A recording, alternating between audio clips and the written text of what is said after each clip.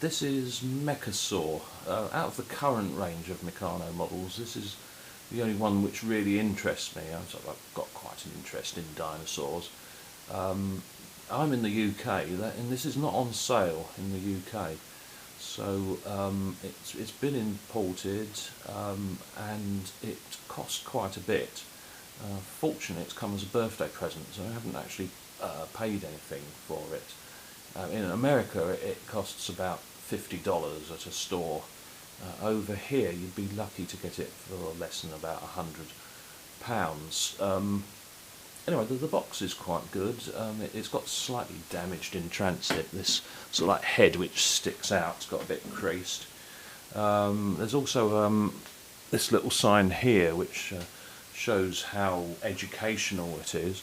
Anyway, I'm going to open it up and we'll carry on from there. Here's the start of the instruction manual for Meccasaur. So you have easy guides showing you what to do, and there are 126 of them, so I don't know how long that's going to take me to do. I need to get this finished by Sunday for a fete, and it's already Thursday, and I'm not going to have much time apart from tonight. I hope I can get it done in time. Let's have a look at some of the parts.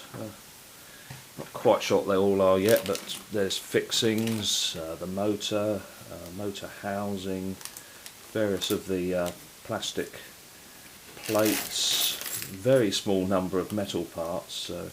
When you think of Meccano in the old days, it was almost all metal and hardly any plastic, and now it's gone the other way round. There's the control box with we've got it upside down, various functions on it.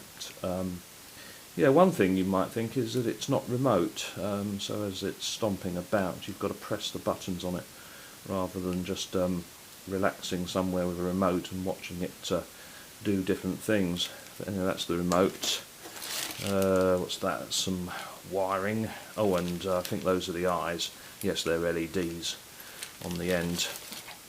Right, so now I've got to make it, and there'll be a separate video once that's done. Yeah, we now come to the manual and construction. First thing I got very wrong was just this simple one-to-one with a picture of a bolt, and that means that you're meant to match the bolt you're using against that diagram to see if it's the correct bolt, and there's a very obvious hand there showing you doing that. That's the only time you see that in the manual. Totally missed that.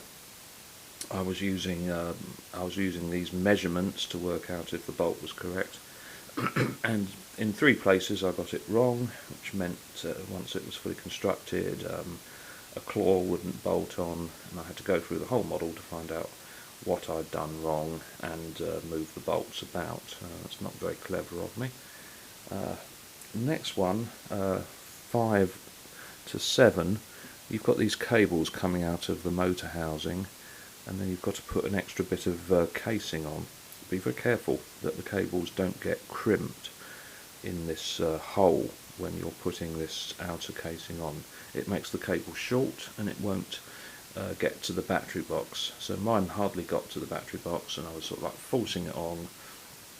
Might have almost damaged it. And then I realised my mistake, loosened the motor housing, got the cable out, and everything was fine. Fortunately I didn't damage it, but just be very careful of that one. The next one's lock nutting. There's some loose lock nutting going on in diagram 16. It tells you to do it, and that's also true of diagram 22, 23 and over the page 24. The point of that is that in 25 and 27 you put on these strips which create the actual shape of the claw, and with the bolts loose the claws will just modify in shape to allow that.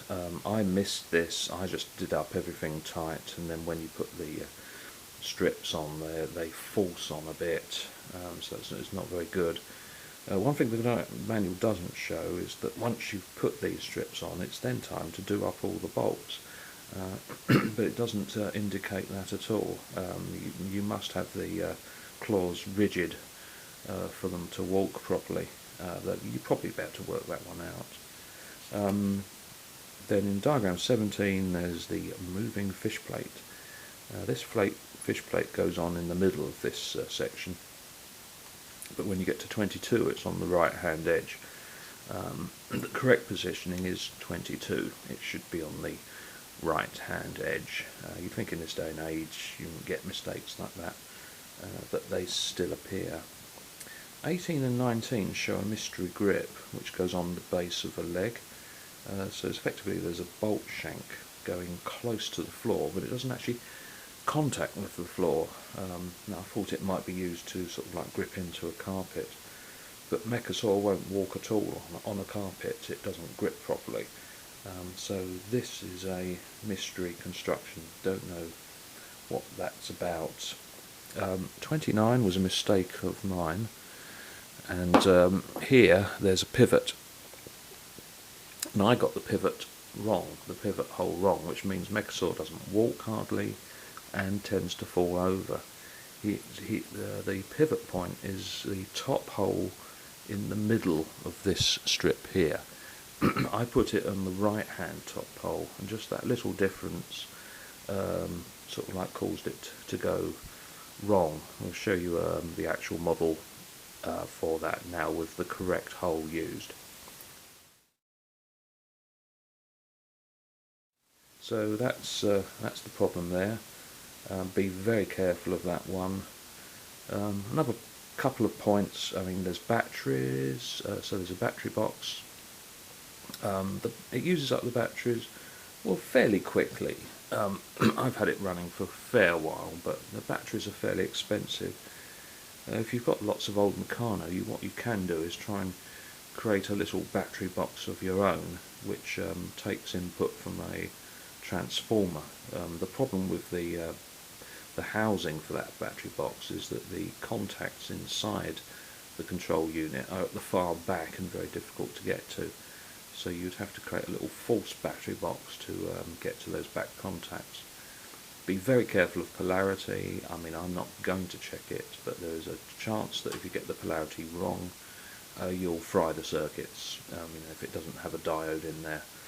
So yeah, you do that at your own risk to save on spending on batteries. It took 6 hours to build. I think a very experienced person might be able to do it in 4, and it took me another 2 hours to correct all my mistakes.